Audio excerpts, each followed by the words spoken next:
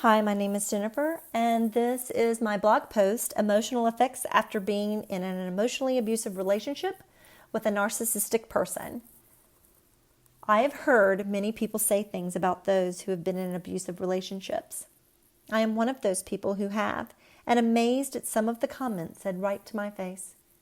These things are mentioned as if spoken about others and not myself.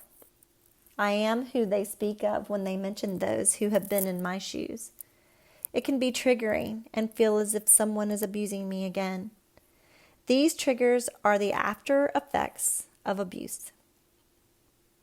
Triggers are events or circumstances that may produce uncomfortable emotions.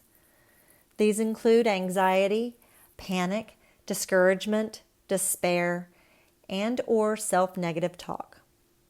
Triggers are not abnormal. However, we must learn how to deal with those triggers in a healthy manner. Knowing how to recognize them when they are happening can help you with this.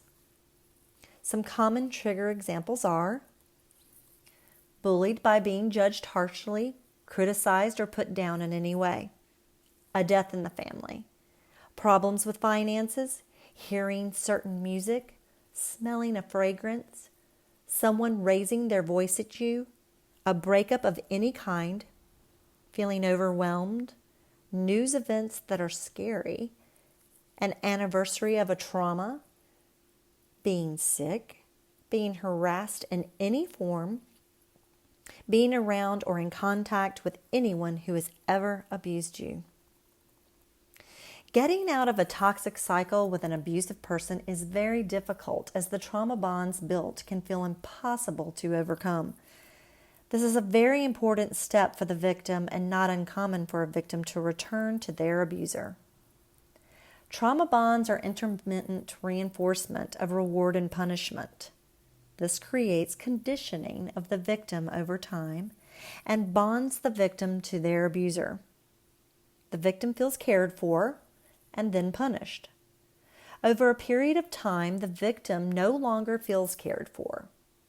The victim will then try to figure out what they did wrong to get back the care they need. They just want to understand, and a codependent will try time and time again to fix the things that they believe they can. If only they understood what they did wrong or what their abuser wants, they believe they can repair it. Unfortunately, in abusive relationships, it's impossible to reason with someone who is incapable of seeing you as a real person. In the beginning, the abuser saw you as an extension of themselves. They are important, and therefore you are important. You need them, and they feel superior to you and everyone around them. They need to see themselves this way in order to cope with their own inner feelings of lack. If anyone fails them, which is inevitable as no one is perfect, like the abuser sees themselves, they will then be found as defective and devaluation will commence. Narcissistic and antisocial personality disordered people are unable to emotionally attach themselves to others. This is why you can never really feel close to someone like this. They are very difficult people and unable to empathize with how you feel. It only matters how they feel. Example, a person who is described as having zero filter. This is an excuse used to describe poor boundary recognition and little to no empathy for others. Many people accept this excuse unless they are personally affected by it. The abuser isn't capable of having healthy interpersonal relationships and need contrast to keep them from feeling bored and out of control. This is survival for them, and their instincts drive them to do what they do. They must do it to feel power and control. They are unable to stop themselves, and if you are close to them, it will be you who is punished. The contrast needed is why you will be rewarded at times and punished at other times. Abusers don't care about their victims. They only care about themselves and their feelings, and their wants rule their behavior. Once a victim has escaped the clutches of their abuser, the war is not over.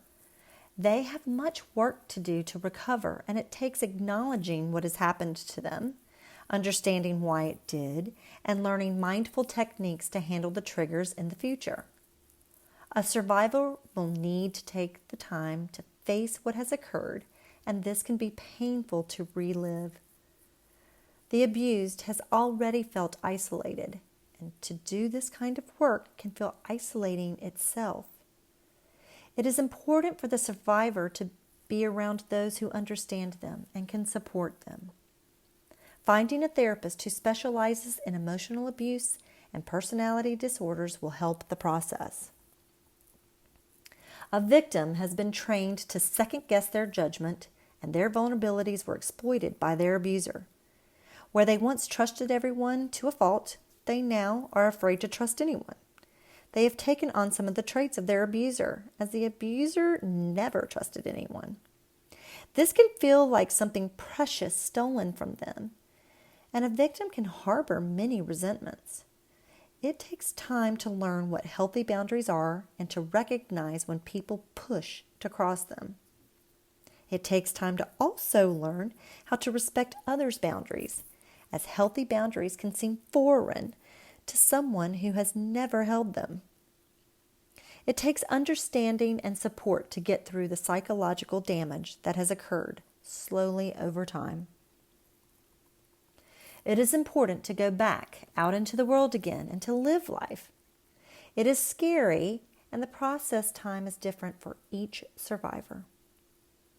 Understanding and having patience is key for those who love them or want to. The scars are deep, and it's understood that it may be difficult to comprehend. The survivor lived it, so it isn't surprising people who have never experienced it may not grasp it.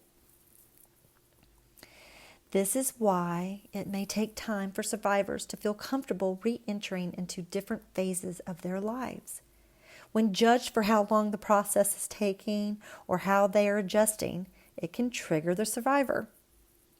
People may mean well and yet can project and have their expectations of the survivor to do as they want them to.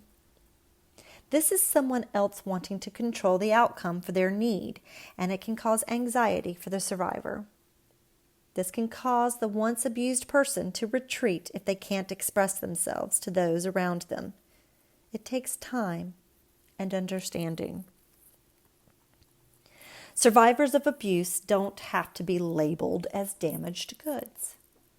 This is insensitive and unsupporting because the abuse wasn't their fault. They also can recover. It just takes time. Just because someone needs time to heal doesn't mean they are damaged forever. It takes courage to examine their inner selves and past traumas. The emotional abuse happened over a period of time. It will take time to process what happened. Survivors are also learning new skills to manage going forward. Things people can say that are triggers are, just get over it already. Don't you think it's time to move on? You just need to forget it by going out more. Why are you still focusing on it? I would never allow someone to abuse me. People who are easily manipulated are stupid.